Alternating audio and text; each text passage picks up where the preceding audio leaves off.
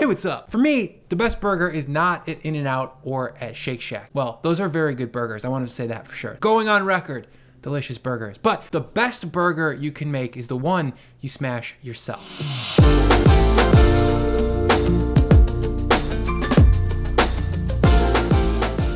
So we have to start with the #1 most important aspect of a great burger, and that's the beef itself. Today I've got 1 pound of boneless beef short ribs here, and I'm gonna grind them up myself. They're super well marbled with fat, and they're packed with beef flavor. I'm gonna cut these down into roughly 1 inch by 1 inch pieces and lay them out in a little quarter sheet tray as I go. We're looking for a pretty fine grind of this meat, and to do that we need a smallish chunk as a starting point. If you don't have access to boneless short ribs, by the way, you could use a fatty end of brisket or a chuck roast, anything that you would normally need to braise to make it edible. Once these are cut up, I'm gonna throw them into my freezer for about 15 to 20 minutes while I finish up the rest of this prep. Up next is burger sauce. For that, into a tall-sided container, measure 125 grams of mayonnaise. Check out this baby spatula, by the way. I love this little thing. Oh yes. Behind that, measure 15 grams of diced onion, 60 grams of ketchup, 25 grams of sriracha or chili sauce, 15 grams of yellow mustard, 60 grams of bread and butter pickles, and a little bit of garlic. I've got a whole clove here. I only need about half of it though, so I'm gonna smash that down, cut it into little BB slivers, throw it in there,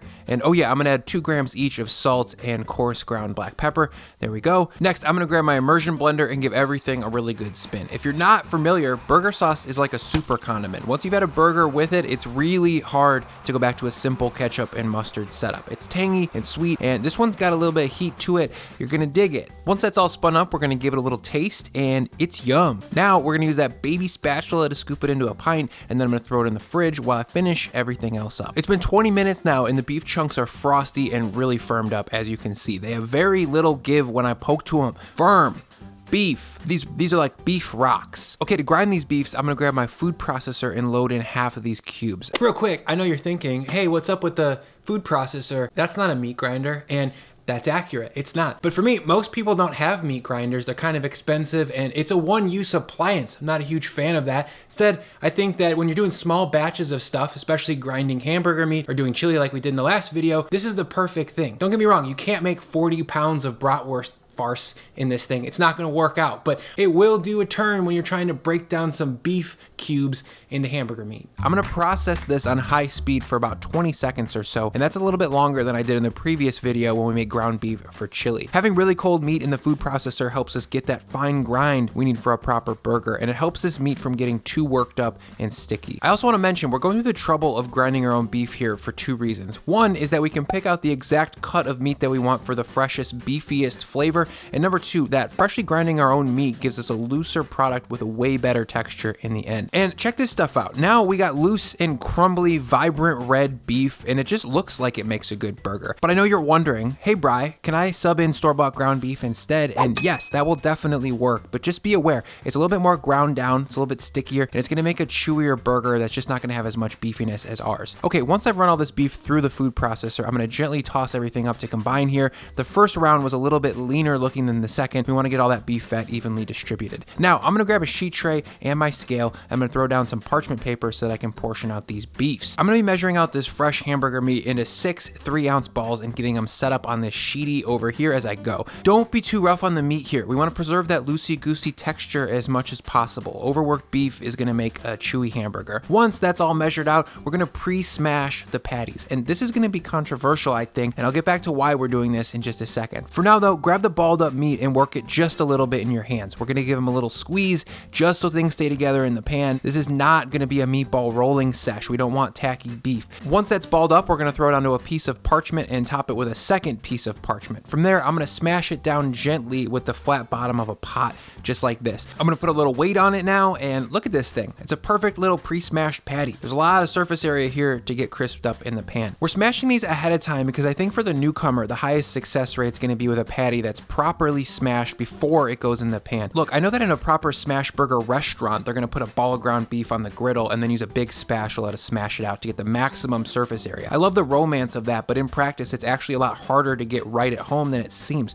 Also, cooking fatty burgers at home is really smoky, and smashing them into a hot cast iron pan with a spatula makes them way smokier than I think anybody's reasonably gonna deal with. So pre-smashing here is gonna give us some control. It's gonna give us a crispy, well caramelized patty. We're gonna be stoked. Once once these are all smashed up and looking good, we're gonna throw them back on the sheet tray and into the fridge while we get the rest of our burger toppings sorted out. For that, I'm gonna start with a whole peeled shallot, and I'm gonna slice it as thinly as I can. I think onion is essential for a great hamburger, and I really like the mellow qualities of a shallot, but red onion will definitely work here as well. Once these are sliced, we're gonna rinse them off real quick to chill out some of that pungent, sulfury stuff that I hate. I'm gonna throw them into a little cup container and set them aside. Behind that, we need a dill pickle for sure. Burgers and dills give B-boy a thrill. I have some cool crisp Clausens here. Cool crisp Clausens here.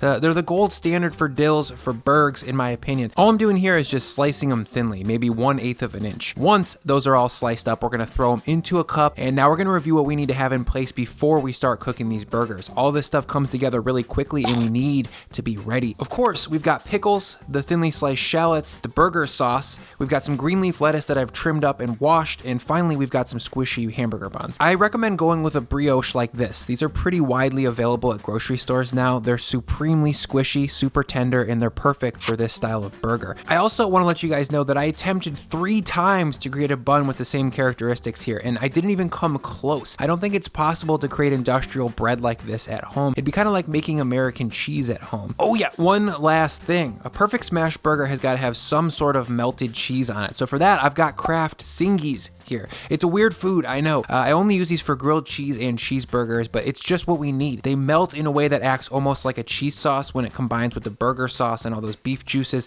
It's dope. That's all that I know. Over at the stove, we're gonna preheat a large cast iron pan and also set up a little sheet tray with a wire rack to land our burgers on. Into the hot pan, we're gonna smear a generous amount of butter and toast off our buns. We don't really need the bun to be super hot, so I do this first just so I don't forget and that I toast it correctly, like this. See, that's golden, it's looking good, smells great. Okay, set that aside onto the wire rack, and now I'm gonna grab the beef patties and season one side of 2 patties with salt and pepper generously. Then into my ripping hot cast iron pan where I preheated about 2 tablespoons of high smoke point oil, we're gonna lay in the patties. As you can see, the parchment makes quick work of this. It keeps your hands safe from oil spatter as well. Now I'm gonna season the far side of these patties with salt and pepper generously, and I'm gonna push these into the pan with some gentle downward pressure. For that, I've got this heavily modded bent spatula here. This is gonna be perfect for ensuring maximum surface contact with a hot pan, but it's terrible for flipping burgers, and you're gonna see that in a second. These patties cook super fast, about 2 minutes total. I cook them mostly on the first side to get that dark brown fried beef crust, and after about 90 seconds, we're there. I'm gonna flip these now, awkwardly, with this 90-degree spatula, and then immediately top with American cheese and let these coast for the last 30 seconds or so. This is the beauty of a smash burger right here. You get the most beef flavor that I feel is humanly possible, and it only takes about 2 minutes. With the house ground short rib, you honestly get why Steak and Shake called these burgers the steak burger. It's so beefy, it's insane. I'm gonna stack these now on top of each other and then onto the sheet tray to rest while I fire off the rest of my patties. I've already got one bun ready to go. I've got all my toppings prepared, so let's make this thing.